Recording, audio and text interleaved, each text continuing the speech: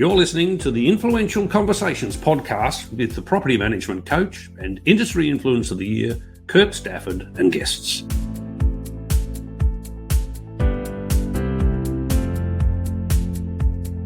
All right, well, welcome to another episode of Influential Conversations. And this week, my guest is the fabulous Eden Mausar from Sweeney Estate in Altona. Now, a little bit of background about Eden. We've actually never met, except online. But Eden's been in the industry for 9 years. I've been aware of her for quite some time. She's the department manager at Sweeney in Altona.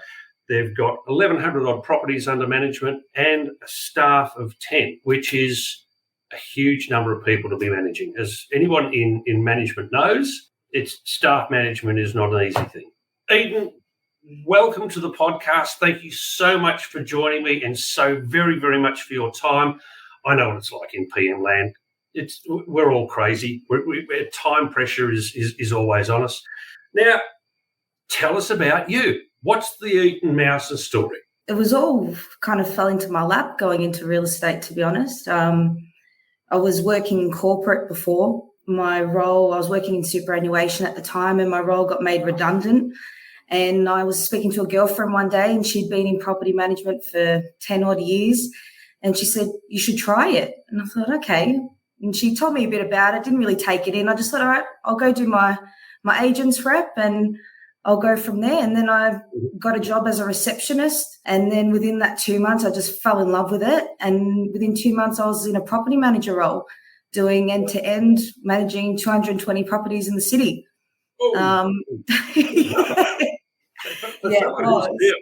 For someone who's a novice, and I mean that very kindly, to go from no knowledge to managing that number of properties, I'm guessing on your own without great deals of support. That's huge. How did you do it? What did you do to survive in that? How did you manage that number of properties and do it well without losing your mind? There was actually a lot of extra hours. I just thought of it, well, if it all comes down on me, so if it's not getting done, then it's going to affect me. So to keep my sanity, it was actually putting in the extra hours so I could go home and have a good night's rest, knowing, okay, I'm not going to get any complaints coming in tomorrow because I've dealt with everything that I needed to. Yep. It was a little bit easier, like looking back on it now, because there were majority apartments, but it was tough. It was very tough. Right. And it was just, I didn't know half the things I know now. And I'm just, when I look back, I'm like, how did I do that? I don't know.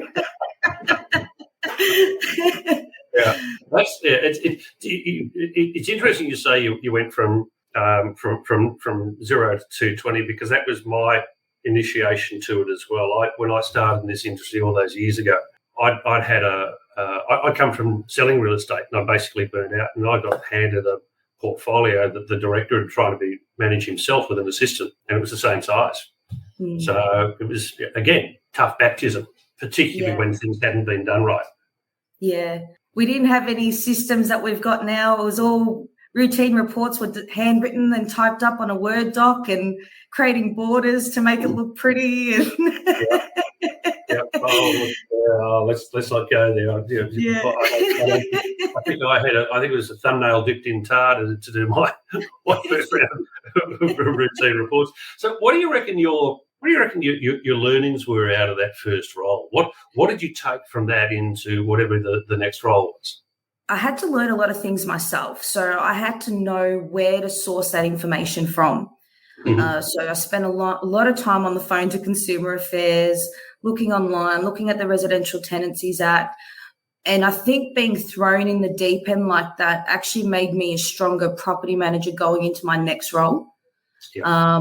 And then the support that I got from the next role that I was in really broadened my knowledge and really made me appreciate the role that we do each day. And that's when I really started to fall in love with property management and couldn't see myself working anywhere else. Yeah. I had my daughter, and I was on maternity leave for about 2 years, and I thought about leaving the industry, and then I thought, there's no way. What am I going to do? This is what I was meant to do. Like, I love it. It's crazy and I love it. Look, I totally get it. I was told many years ago when I first started thinking about it as well, I was told by a guy who sort of took me under his wing a little bit. He said, look, you can try to leave this industry, he said, but it'll get into your bloodstream and it will always call you back into it. Mm-hmm. And it's one of those things that, and look, it is. And I look at it and I think it's an amazing sector that we're in. And the thing that keeps us here is the people. Yeah. It's the relationships that you build. Have you found that? Yeah. Like even with clients, with the staff, like especially the team that I've got now, like we all get along so well. We're all a bit crazy, all love our job, but we're all there for each other. And even with our clients too, especially on this side of like Altona area, you build better relationships with your owners and your renters because you're having that general chit chat, not just a transactional conversation. So, we'll see them down at the street, say hello, have coffees, whatever it is. And I found that working on the other side of town, you didn't really have that, but on this side of town you do, and it's really nice. Yeah, it sounds as though you've got more of a community focus there then by the sound of it. Yeah. I think that's something that we miss to a certain extent because in a lot of cases it does become a bit transactional, and particularly when you're dealing at volume and at pace. Yeah. And it takes, you've got to take that time sometimes just to sit back off it and get to know the person. Yeah. And it's really interesting that you're saying that there's a difference between where you are now and where you were previously. What do you attribute that to? Is it because your area now is one that's more family oriented, sort of less transitional?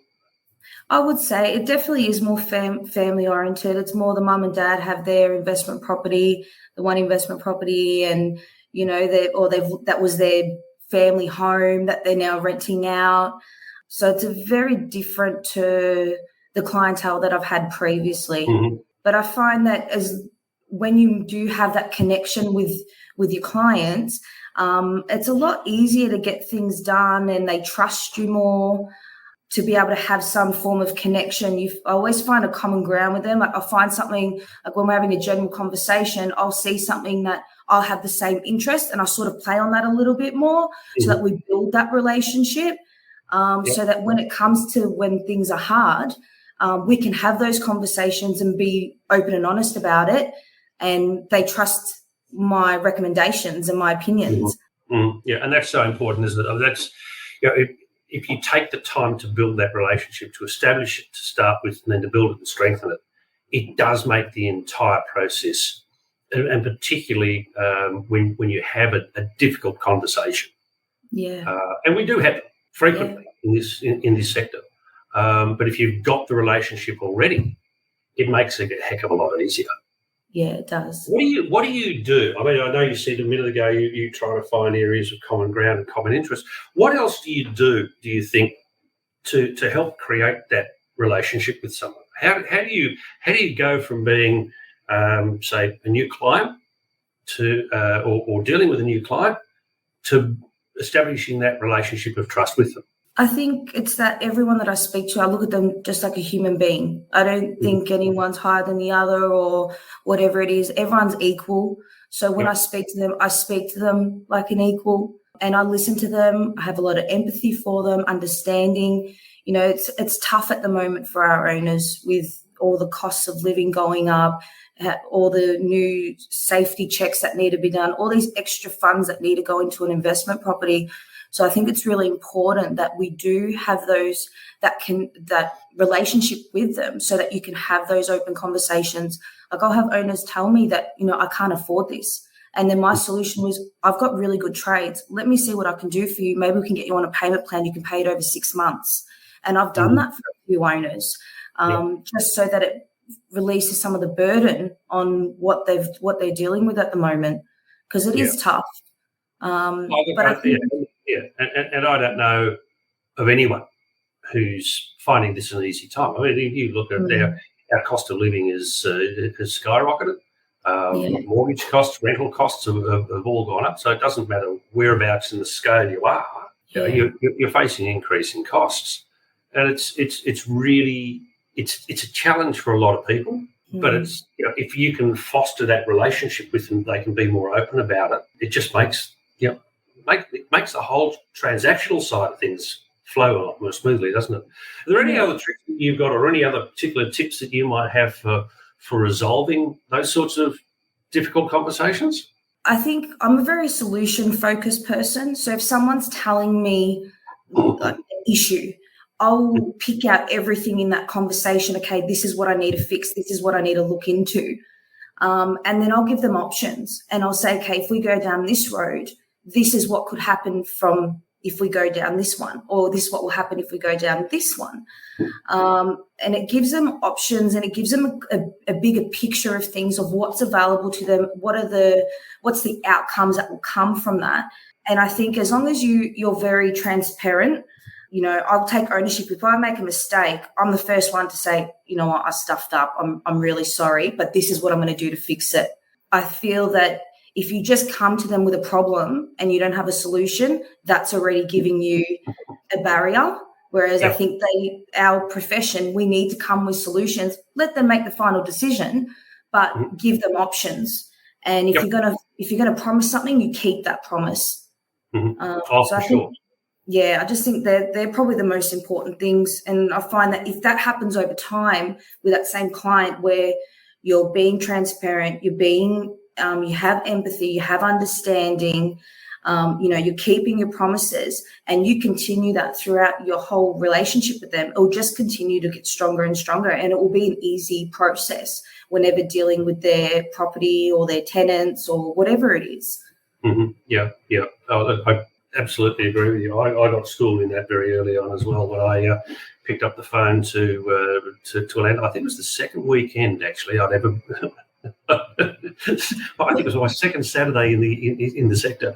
I picked up the phone to a guy who owned two properties who were side by side in Frankston, and before I even got through the conversation of saying this is what I think we should do, he said, "Kirk, I engage you to manage the property, not bring me the problems." That's a really interesting point. Even though I hadn't finished saying to him what I wanted to, he was already preempting that I was just going to be like a lot of other people and just hand him a problem, rather than say, these are the options that are available to you.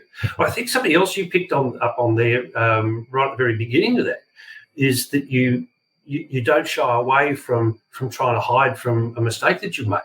Mm. And that's one of the things that we all do. When we've made a mistake, it's own up for it. Because if we stuffed up, everybody does. Everybody makes mistakes. Nobody's perfect. But people know when you try to hide from it.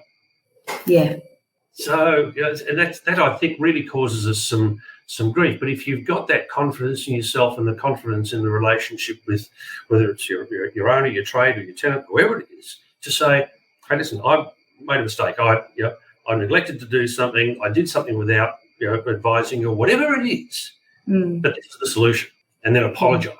I found it a lot easier. I use a 4-part solution to it. It's problem, action, reasons, significance. I call it PASS formula. This is the problem. This is what I've done. This is the reason I've done it. And this is what it means to you. I just find that works beautifully. Yeah. Have you got something similar to that? Do you use something along the same sort of lines in your conversations? Yeah, it is a little bit structured in that sense. I would talk to them about the problem. If it's something that I made a mistake, I'll tell them I've made the mistake. And then I'll say, but this is what we can do to fix it. And this is what will be the outcome. So that's usually how I structure my phone calls. If it is, or face-to-face, if it is an issue that, we've stuffed up on, and it happens. We're human. No one's perfect. So I wish we were, but we're not. Well, no, I think, I think we need to be human, because we are dealing with other human beings, and that's the thing. It's we are in the human relationship business, even though we say we're in property management. We're not. The property's static. The property doesn't have any emotion. Yeah. It's the people who are involved with it that have emotion and have feelings and views that we need to take into account. What are some of the things you find that you love about the role? Other than, we've touched on the people, we've talked about that a fair bit. What else what is there that you enjoy about what we do? I love properties. I love homes.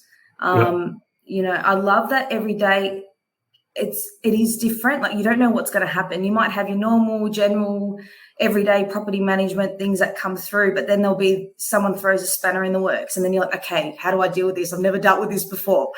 So it kind of keeps you on your toes a little bit. I also find that it's an industry where you'll never know everything. And I don't think I would ever be bored because in this industry, like, I've been bored in other industries before. And I think that's why I've stayed in the industry so long, is because you're constantly learning. I always say to the team, I'm your manager, but at the same time, all of you have different skill set. So I want to collaborate with you guys so that we can get to the outcome that we want to. I'm the first one to put my hand up and say I don't know everything. So I think it's good to be continuing to learn. The people are great, like we said. Helping people find their homes as well. It is rewarding, and to help with the mum and dad investors and, the grandparents that have the one investment or whatever it is, and helping them to have their retirement money and finding them good renters. It is fulfilling. Yep.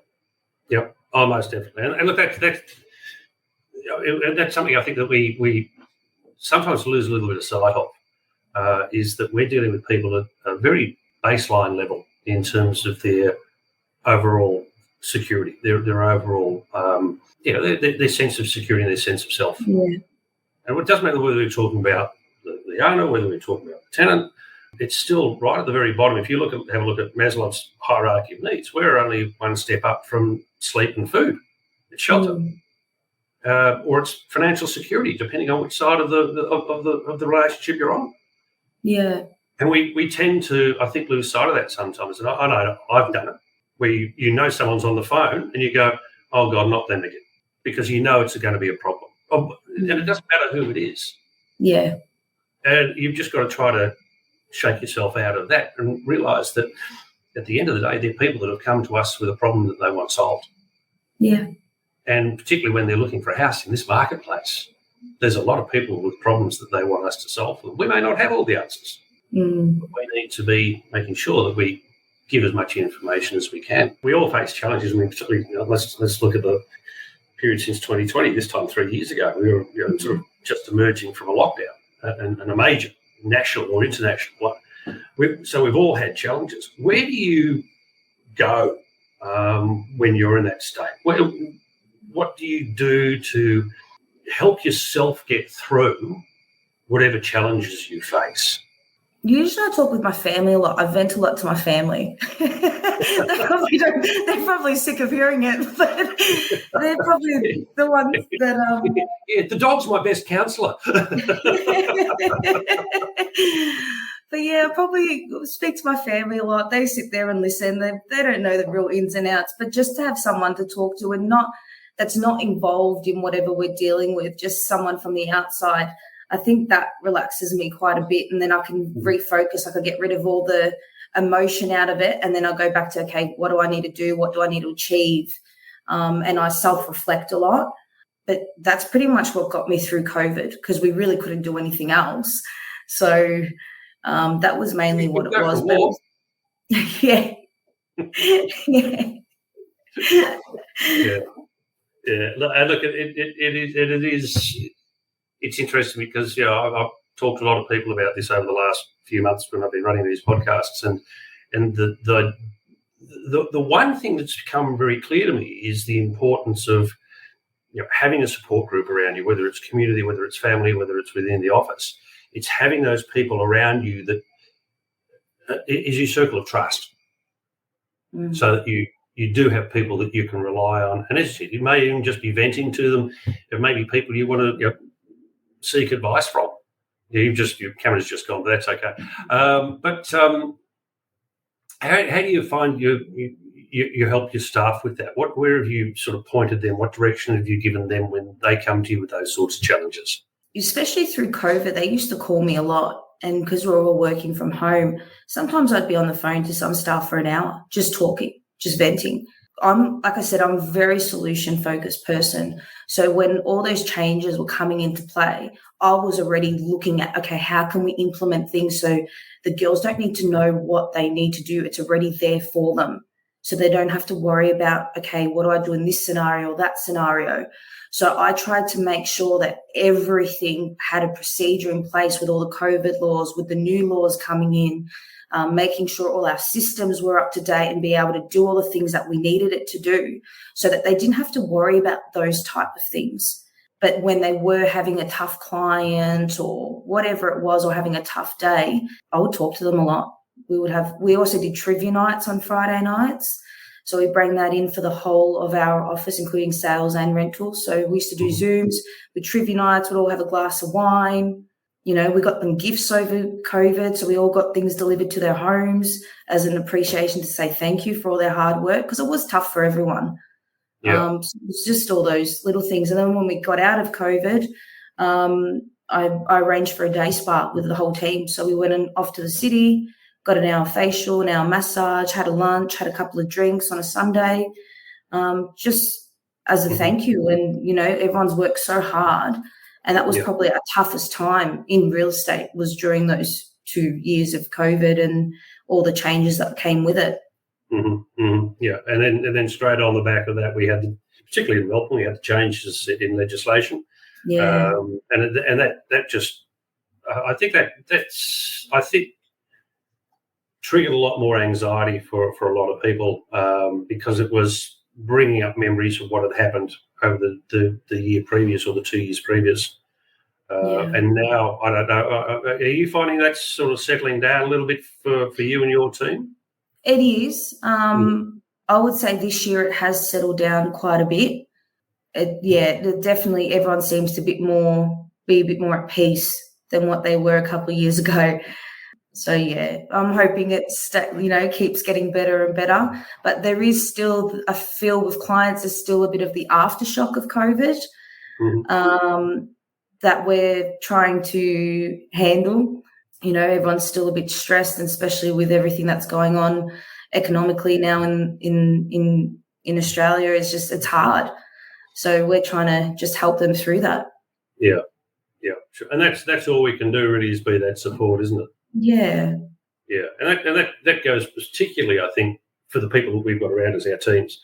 Are you still continuing to do that sort of team, I wouldn't call it team building, it's a team cohesiveness sort of exercises? Are you still doing social things? What have you got in place for the team now? So we do have like we have 2 weekly catch-ups now. So we have our normal like team meeting where we'll have catch up for the week, what's anything new going on. And then on Fridays we do like a training session, but we do Friday night drinks. We've got a dinner coming up in a couple of weeks. You know, so the teams are very close. They all get along really well. They're all open, honest. They all try to help each other. So we do have a good group of girls working here, and they all sort of bounce off each other, which is nice. Yeah, that's great. And it's good that they feel they've got that support, not just from above with you and your directors, but also within the team itself, where there's And I found that's a hallmark of most high-performing teams, that everybody's working for the common good. Yeah. Everyone wants to see everybody else in the team succeed and feel supported and valued. Yeah, absolutely. Oh, the team that we've got now, it's very much like that. And anywhere that I've worked at has never been this kind of that we're so in sync. Mm-hmm. And it is. You really feel it when you come into the office. You can really feel the vibe. It's really nice. Oh, fantastic! Yeah, but that's also, I think, attributable to leadership, and that's directly you, isn't it? Oh, is it? She says, "Oh my God, yes, it is." Because I mean, look, it's all well and good to have a great group of people around you, but culture starts at the top. Yeah. Really, it doesn't come from. It's not bottom up; it's top down.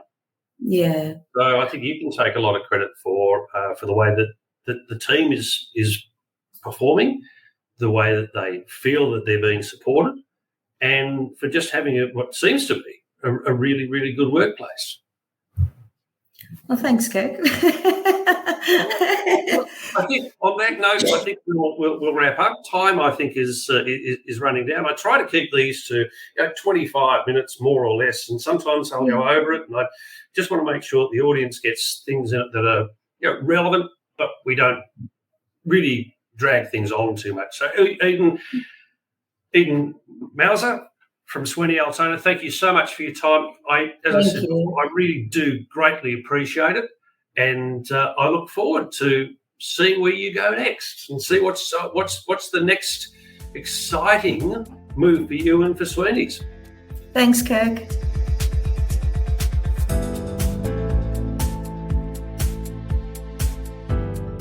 You've been listening to another podcast in the Influential Conversations series.